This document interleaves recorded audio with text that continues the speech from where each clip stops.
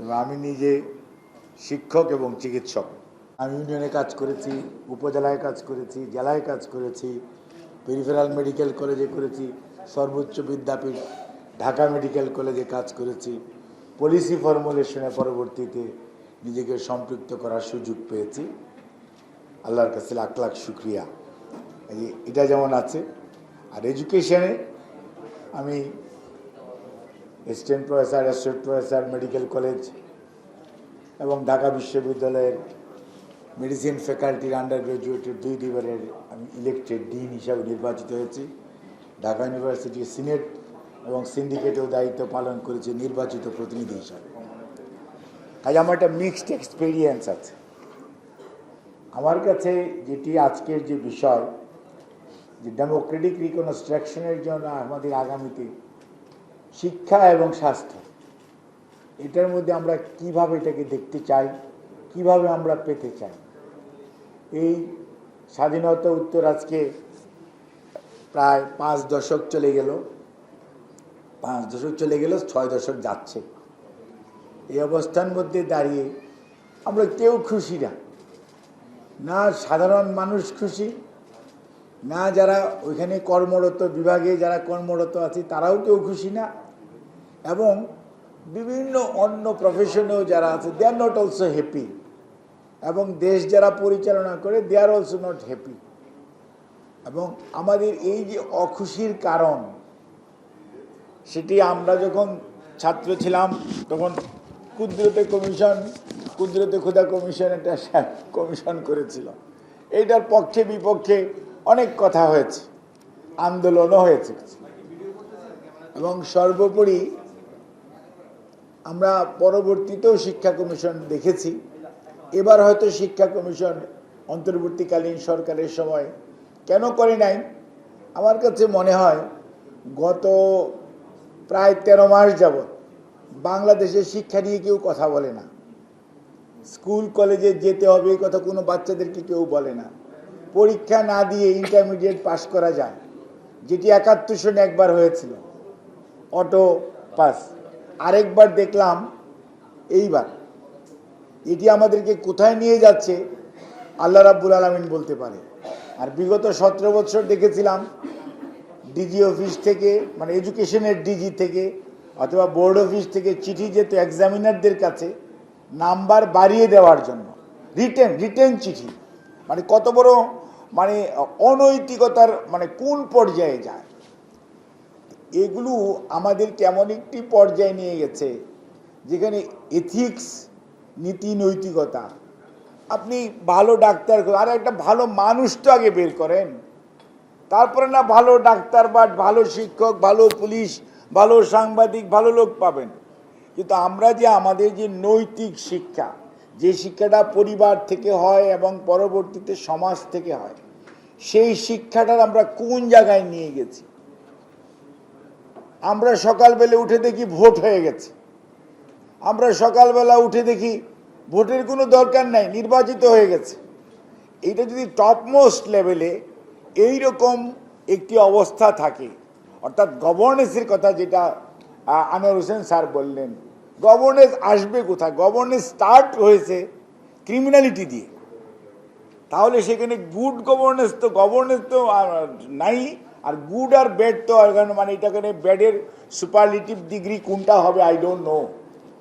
আমাদের আজকের যে অধপতন, এই অধপতনের জন্য সবচেয়ে বেশি দায়ী যারা, তারা হচ্ছে those who are the policy maker. আর আমাদের যারা ইনভলভ ছিল, এবং আমি সব সময় বলি এই দেশের বড় সমস্যা শিক্ষিত মানুষ, অশিক্ষিত গরিব মানুষ এই দেশের বড় সমস্যা না, কারণ ওরা কেউ এই চেয়ারে বসে না।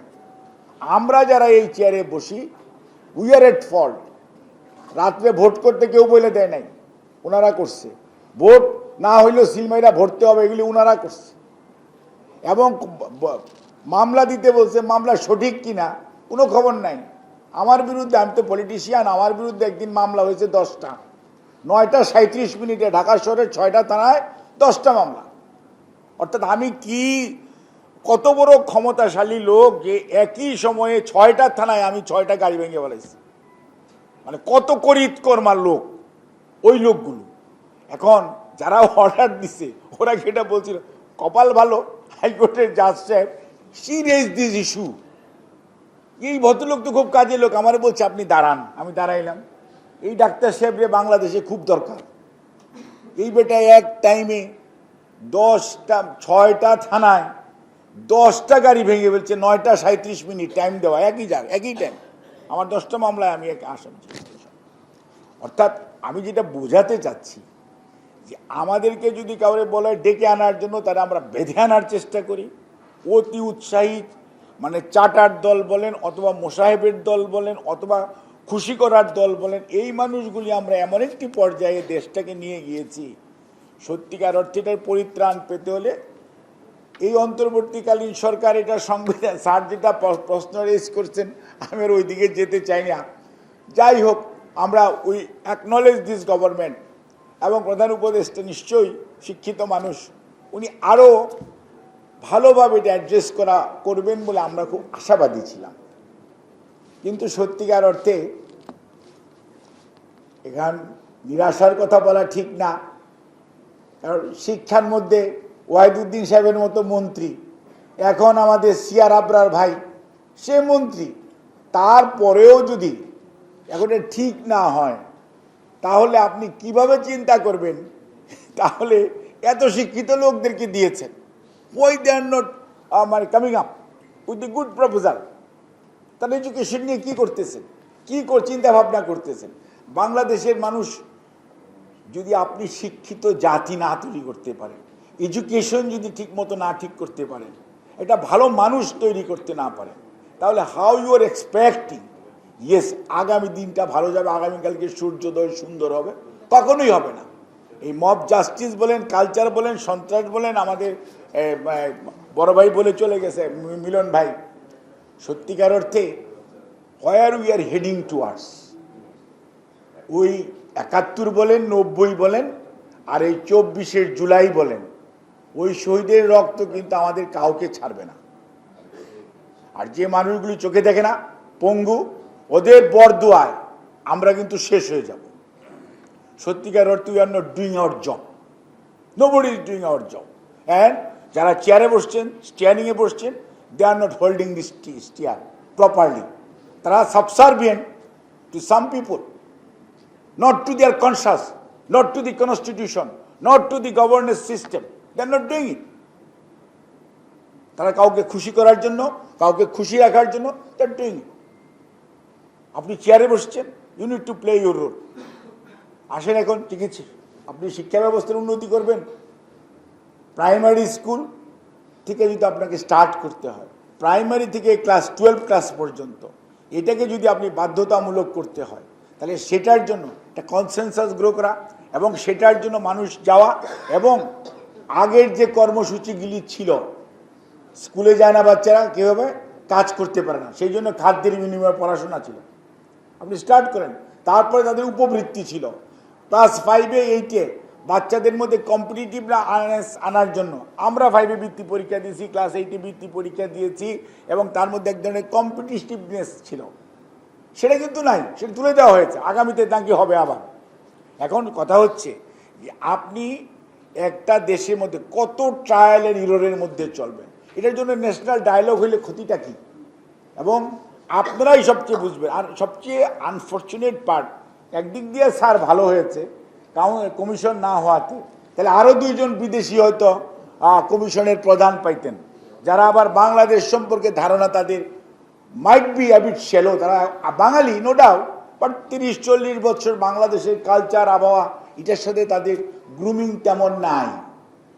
আমি ওদেরকে ছুটো করছি না, বাট এই আবহাওয়ার সাথে, এই জোয়ার ভাটার দেশের মানুষের সাথে আপনার অ্যাকোয়েন্টেন্স ইজ ভেরি ইম্পর্টেন্ট, এবং এটার সাথে অ্যাডজাস্টমেন্ট ইজ ভেরি ইম্পর্টেন্ট। তারপরে আসেন প্রাইমারি হেলথ এডুকেশন, করুণ অবস্থা। আপনার সেকেন্ডারি এডুকেশন কোথায় নিয়ে গিয়েছে আমরা, ভ্যালুজ কোথায়? আজকে তো স্কুলে একটা মানুষের খালি পড়াশোনা করাবেন, তার যে পিটি প্যারেড বলেন, তারকে সকালবেলা পিটি প্যারেড করবেন, তারপর একটু খেলাধুলা করবেন, সেই ব্যবস্থার কোথায় আছে? সব বিল্ডিংয়ের মধ্যে ছোট ছোট স্কুল, সেটা ইংলিশ মিডিয়ামই হোক আর আরবি মিডিয়ামই হোক আর আপনার কী বলছে বাংলা মিডিয়ামই হোক, কয়টা স্কুলের আজকে মাঠ আছে? মাঠ তো ম্যাক্সিমাম দখল করে কারো ক্যাম্প বানাইছেন অথবা খেলার মাঠ নাই।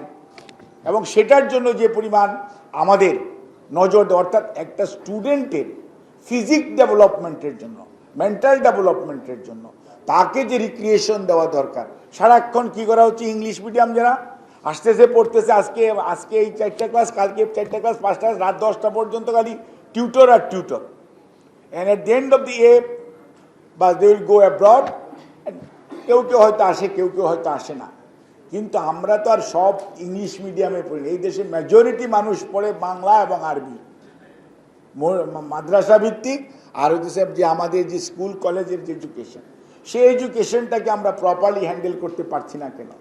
তারপরে আপনারা বলতেছেন বেতন। বাবার এই বেতন তো বুঝলাম, যাকে আপনি এমপ্লয় করতেছেন তাকে চাকরি দেওয়ার আগে 10 লক্ষ, পিয়নের চাকরির জন্য 10 লাখ টাকা করে নিয়েছে পিয়ন।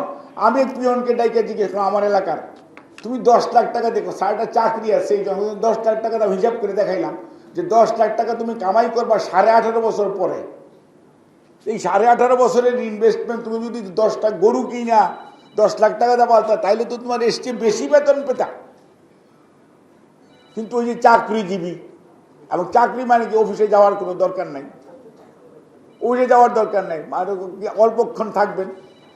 এখন কথা হচ্ছে যে যাদেরকে আমরা নিয়ন্ত্রণ করতে দিচ্ছি তারা কি নিয়ন্ত্রণ করছে? ওই শেষ কথা ওইটাই, গভর্নেন্স। অর্থাৎ আমরা যারা এতদিন বিভিন্ন সময় গভর্নেন্সের দায়িত্বে ছিলেন এবং এখনও যেনারা আছেন, হয়তো দে আর ডুইং দেয়ার জব, হয়তো দে আর পারফর্মিং প্রপারলি। এবং যাকে আপনি থানা এডুকেশন অফিসার বানিয়েছেন, জেলা এডুকেশন অফিসার বানিয়েছেন, হয়তো দে আর ডুইং ইট। যাদেরকে ইন্সপেক্টর অফ কলেজ বানিয়েছেন, তারা কি সেগুলো করছে? এবং তারা কি সেই দায়িত্বগুলি সঠিকভাবে পালন করছে? অথবা তাদের যে প্রপার রিমুনারেশন আমরা যেটুকু দেওয়া প্রয়োজন, আমরা সেই ইনভেস্টমেন্ট কত, কিন্তু যতটুকু এই গরিব দেশ ইনভেস্ট করতে পেরেছে তার কি প্রপার ইউটিলাইজেশন আমরা এনশিওর করতে পেরেছি? সেই স্টক টেকিংও তো দরকার। আর আমার হেলথের যদি কথা বলি, হেলথের আপনার একদম ইউনিয়ন লেভেলে আপনার যে পরিমাণ ম্যান পাওয়ার এখনও আছে, আলহামদুলিল্লাহ এখনও আছে। আমি 83-84 সনে আপা ইউনিয়ন সাব সেন্টারে মেডিকেল অফিসার ছিলাম, ফার্স্ট মেডিকেল অফিসার একটা বিদ্যাগঞ্জ ইউনিয়ন সাব সেন্টার। এবং সেটার মধ্যে আমি যে দেখেছি একজন ন্যাশনাল ফার্স্ট ডাক্তার আছে, একজন ফার্মাসিস্ট আছে, একজন পিয়ন আছে, তারপরে একজন হেলথ অ্যাসিস্ট্যান্ট আছে, তারপরে একজন FWW আছে। অর্থাৎ 5টা লোক আমি ছাড়া ওই সময় ওই ইউনিয়নে ছিল। আমি 84 সনের ঘটনা বলতেছি। তাইলে আজকে আমি সহ ছিলাম আমরা 6 জন, এবং আমি প্রথম MBBS, আর একটা ন্যাশনাল ফার্স্ট ডাক্তার, আর ফার্মাসিস্ট একটা ডিপ্লোমা ফার্মাসিস্ট ছিল। এখন একটা ইউনিয়নে তখন লোক সংখ্যা ছিল এই ধরেন 8,000 থেকে 16,000, 20,000 হাইয়েস্ট। তো সেইখানে 6 জন, ওই সময়ের একটা দেশের আর্থসামাজিক অবস্থা যদি আমরা বিবেচনা করি খুব কম না। কিন্তু আমরা কি সেটার প্রপার তাকে যে পরিচালনা করা, তার যে দায়বদ্ধতা, তার স্লাইড কালেকশন, আমাদের সিস্টেম তো ভেরি গুড। আপনি কোথাও একটা জ্বর হবে, তার রক্তে স্ল্যাম্পল নিবে এবং স্লাইড করবে ওখান থেকে এটা আসবে উপজেলা হেডকোয়ার্টারে, সেই স্লাইডটা ওখানে টেস্ট করবে যে তার কোনো কালাজ্বর, তখন তো কালাজ্বর ছিল খুব বড় সমস্যা, এবং কৃমির অসুখ ছিল সমস্যা। আর এখন তো হয়েছে আমাদের চিকুনগুনিয়া, ডেঙ্গু, মাঝখানে কোভিড গেল। কাজে টাইম টু টাইম ডিজিজ প্রিভেলেন্সের চেঞ্জ হচ্ছে, সেটা তো ভিন্ন কথা। অর্থাৎ ম্যান পাওয়ারের দিক দিয়ে কিন্তু খুব আন্ডার আছে, ম্যান পাওয়ার আছে এটা বলা যাবে না। ইয়েস, স্কিল ম্যান পাওয়ারের জন্য এখন এই পপুলেশন আপনার ইউনিয়নে বেড়েছে, এখন তো 32,000 হয়েছে, কোথাও হয়েছে এটা 50,000 হয়েছে, but mostly it is in and around 30,000 to 40,000 পার ইউনিয়নে। এখন সেই পপুলেশনকে কেটার করার জন্য এখন যে পরিমাণ ম্যান পাওয়ার আছে, এবং এখন যোগাযোগ ব্যবস্থা, আগে তো আমরা হেঁটে গিয়েছি, আমি রিক্সা দিয়ে গিয়েছি, সাইকেল দিয়ে গিয়েছি, কিন্তু এখনকার তো আর সে অবস্থা নাই। এখন তারা বাই রোডে যেতে পারে, এখন কিন্তু অনেকটা ইমপ্রুভ করেছে, কোনো জায়গায় ট্রেনের সুযোগ হয়েছে। কাজেই এখন যদি আমরা ইউনিয়নের যে আমাদের প্রাইমারি হেলথ কেয়ার যে মেইন টায়ার, সেইটাকে যদি আমরা সত্যিকার অর্থে ইকুইপ করতে পারি, এবং নলেজ বেসড খালি না, স্কিল বেসডও করতে পারি, এবং তারা যদি প্রপার হেলথ এডুকেশন মানুষকে দিতে পারে, তাহলে কিন্তু কমিউনিকেবল ডিজিজ বার্ডেন অথবা নন কমিউনিকেবল ডিজিজ বার্ডেন কিন্তু অনেকটা কমে যাবে। যেমন গভর্নমেন্ট একটা আইন করেছে যে এন্টি টোবাকো স্মোকিং আইন, যেটা এটা করাতে তো অ্যাটলিস্ট সিগারেট খাওয়ার ইনসিডেন্স তো কমেছে। আমি বলবো না বন্ধ হয়েছে, বাট এটা কমেছে। তো এটা কমাতে যেটা হয়েছে, নন কমিউনিকেবল ডিজিজ বার্ডেন কিন্তু কম্পারেটিভলি আগের চেয়ে, আগে যত বেশি টিউবারকুলোসিস হতো এখন টিউবারকুলোসিসের পরিমাণ কমেছে। আগে যত বেশি লাংয়ের ডিজিজ হতো সেগুলো কিন্তু অনেকটা কিন্তু বেড়েছে অন্য কারণে। আমাদের যে পলিউশন, এয়ার পলিউশন এখন আমাদেরকে ক্রনিক মানে লাং ডিজিজ আমাদের সিএলডিতে ভোগাচ্ছে। কাজেই মানে ডিজিজটা শিফট হয়ে যাচ্ছে। আগে যেটা একটা ইনফেক্টিভ ছিল এখন নন ইনফেক্টিভ হয়ে যাচ্ছে। কাজে আমাদেরকে যে জিনিসগুলো কি করতে হবে, যা আমাদের হয়েছে এটা নিয়ে আফসোস করে লাভ নাই, হাউতাস করেও লাভ নাই। এই জায়গা থেকে যদি ঘুরে দাঁড়াতে হয় তাহলে we need to govern it nicely, with authority, with accountability.